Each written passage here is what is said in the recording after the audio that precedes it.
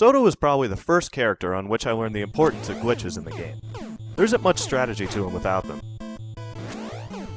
He'll throw 2 left hooks, 2 left uppercuts, or a single right jab when you're healthy. When you run out of hearts, that single jab turns into 3.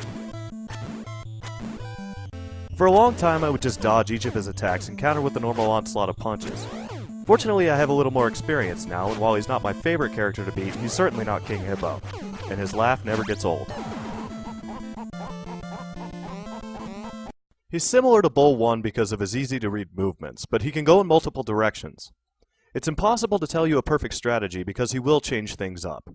Fortunately, Soto's path is more predictable and much easier to counter than Bull's. He's actually closer to King Hippo because once he does the same thing 3 times in a row, you'll get a really fast time. He'll begin each phase with 2 left hooks. These can be intercepted with right jabs.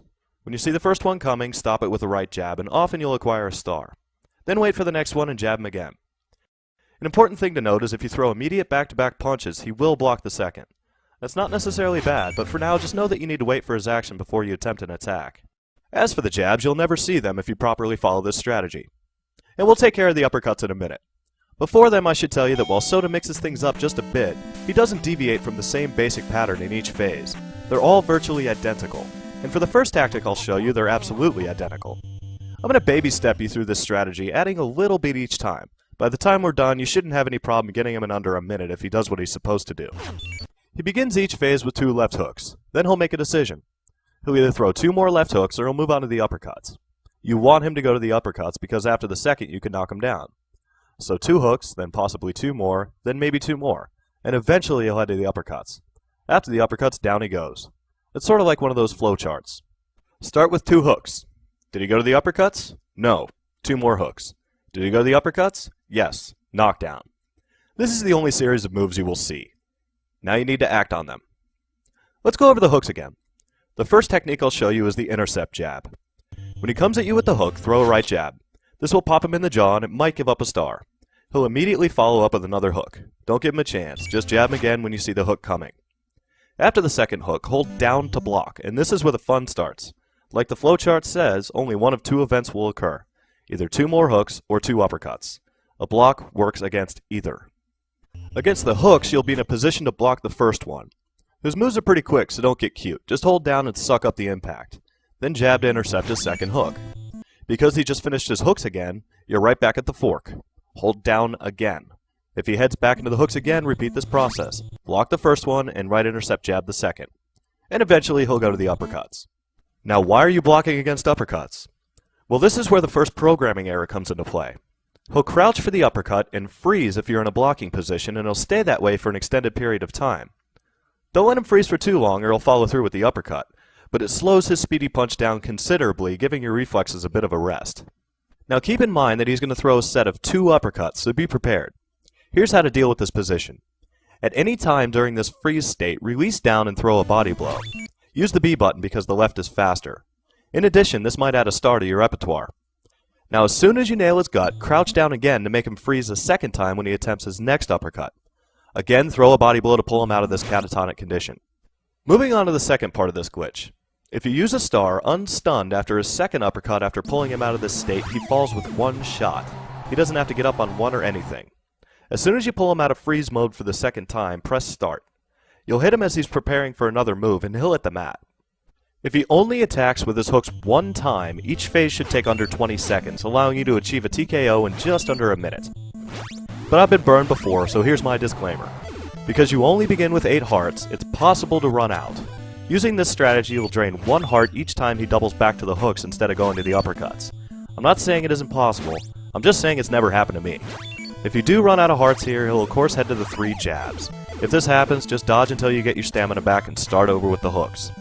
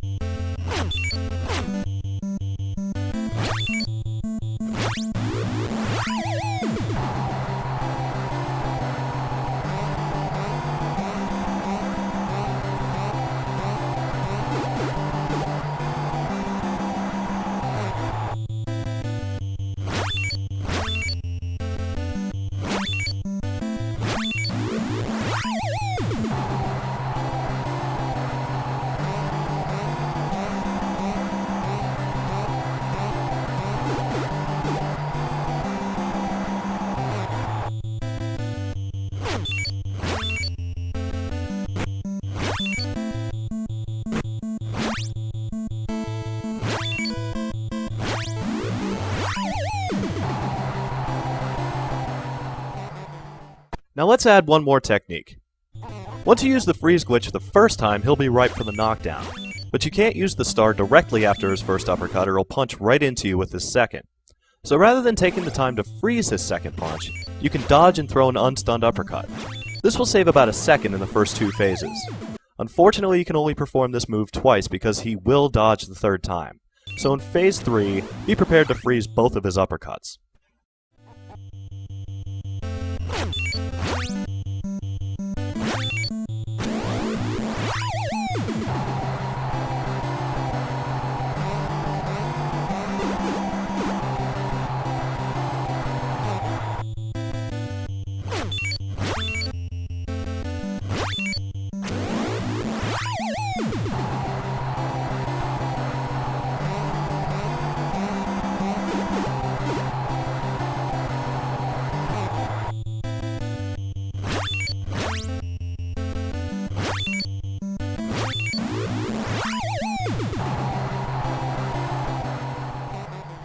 Now let's add even one more technique.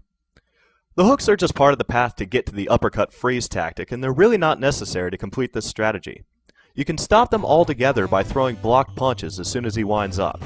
When he makes his first move, throw back-to-back body blows to completely prevent the hooks. This is riskier because you only start with 8 hearts, but if you go straight into the uppercuts after you stop the hooks in all 3 phases, you can net a really fast time.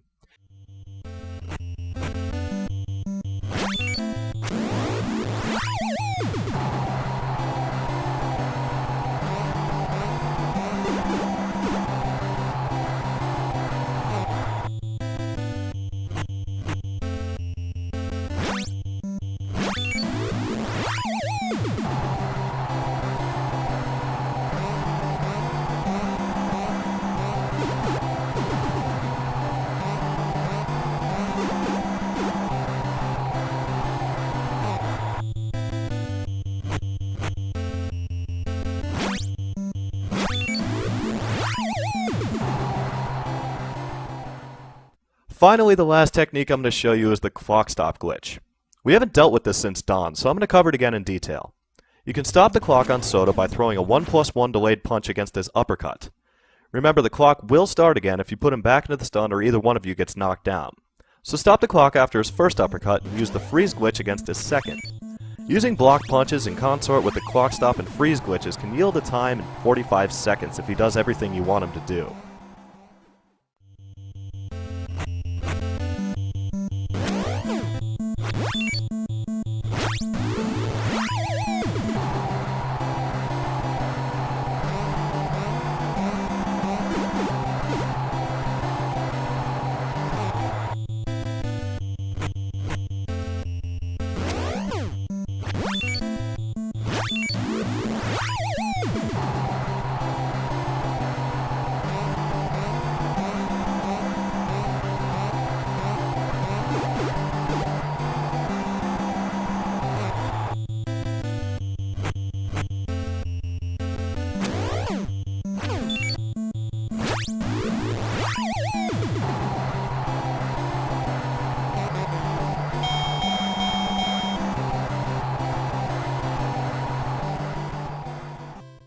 Now, many people would consider this cheating, and they would be right.